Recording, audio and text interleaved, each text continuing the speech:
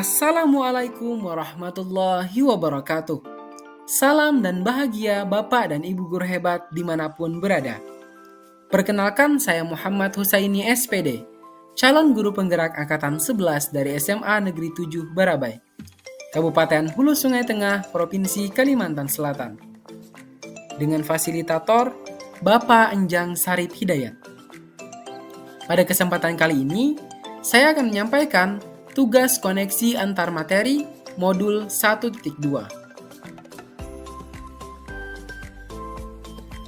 Koneksi antar materi kali ini akan saya sajikan menggunakan model refleksi 4P, yaitu peristiwa, perasaan, pembelajaran, dan penerapan ke depan.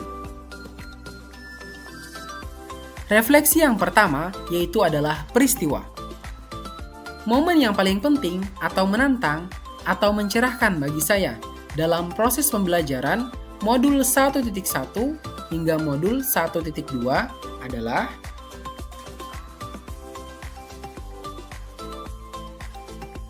pada modul 1.1 saya mendapatkan pemahaman yang berharga tentang memahami tugas seorang pendidik, yakni menuntun murid sesuai dengan kodratnya, baik kodrat alam maupun kodrat zaman, untuk mencapai keselamatan dan kebahagiaan yang setinggi-tingginya.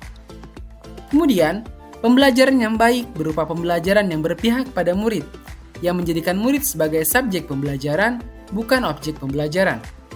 Dan guru hanya sebagai fasilitator yang menuntun tumbuh kembang murid agar mencapai potensi terbaiknya.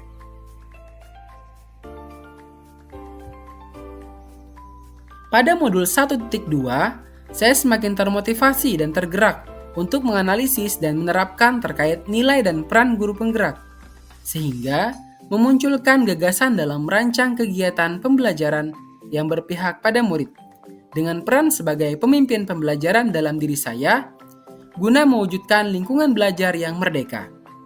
Kemudian, juga membuka mata terkait bagaimana seharusnya memandang seorang murid, menyikapi cara berpikirnya, menghadapi perilakunya, serta memberikan pembelajaran sesuai dengan tahap perkembangannya. Hal ini merupakan konsep pemikiran dari Ki Hajar Dewantara, yaitu Wiraga Wirama.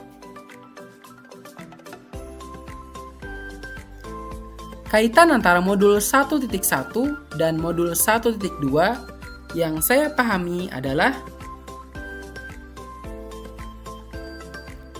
pada modul 1.1, saya mempelajari filosofi pemikiran Ki Hajar Dewantara tentang pendidikan yang berhamba pada anak, yaitu yang berorientasi pada murid dan memberikan pemahaman pembelajaran, sejatinya bersifat menuntun, yaitu menuntun murid sesuai dengan kodratnya, sehingga hal ini terkoneksi dengan modul 1.2 yang menekankan bahwa guru penggerak harus memiliki nilai yang berpihak pada murid dan berperan sebagai pemimpin pembelajaran, sehingga dapat menuntun sesuai dengan potensi murid dan pembelajaran lebih bermakna.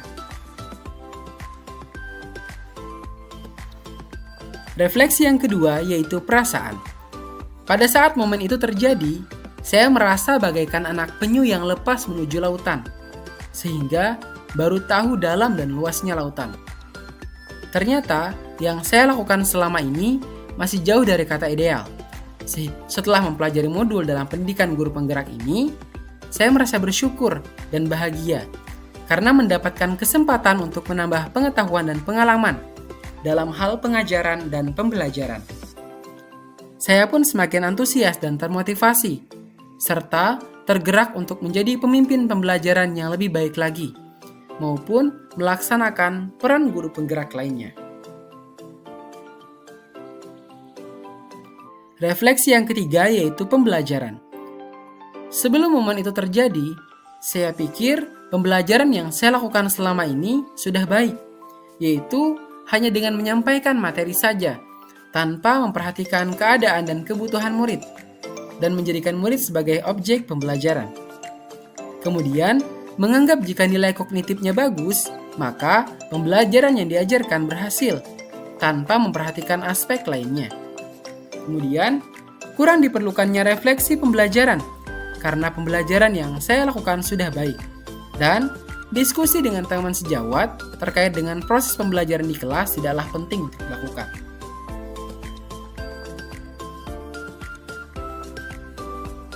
Sekarang, saya berpikir bahwa pembelajaran yang saya lakukan tidak sepenuhnya benar.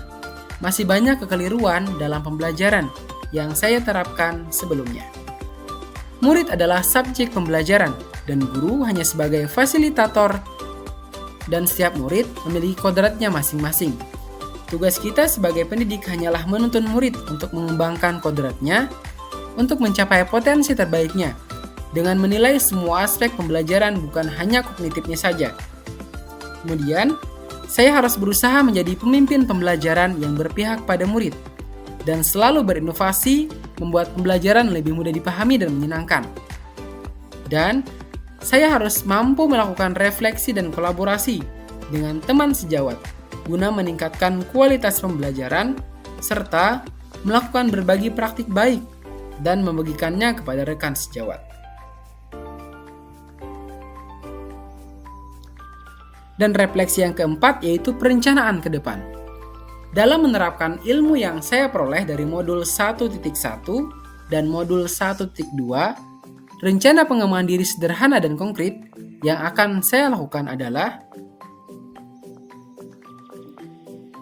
menerapkan nilai dan peran guru penggerak sesuai dengan pemikiran filosofi Ki Hajar Dewantara, yaitu berpihak pada murid.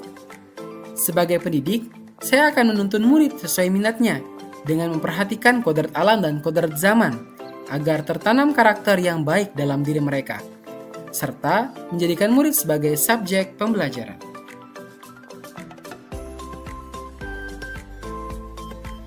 Selanjutnya adalah reflektif.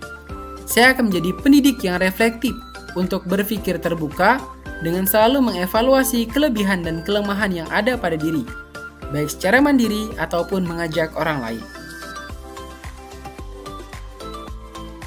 Kemudian mandiri. Saya akan menjadi pendidik yang mandiri dengan motivasi tinggi untuk terus bergerak meningkatkan kompetensi diri dengan mengikuti berbagai pelatihan mandiri, baik secara luring ataupun daring. Kemudian, kolaboratif. Saya akan menjadi pendidik yang kolaboratif yang dapat bekerja sama dengan rekan sejawat atau pihak lain dan komunitas praktisi untuk menggerakkan terjadinya transformasi pendidikan ke arah yang lebih baik. Dan yang terakhir adalah inovatif. Saya akan menjadi pendidik yang tergugah untuk memunculkan ide atau gagasan baru, baik berupa metode dan media pembelajaran yang berdasarkan pada kebutuhan murid, seperti video dan media ajar interaktif. Terakhir, jadilah guru penggerak yang selalu tergerak, bergerak, dan menggerakkan. Demikian pemaparan dari saya. Terima kasih. Akhirul kalam. Wassalamualaikum warahmatullahi wabarakatuh.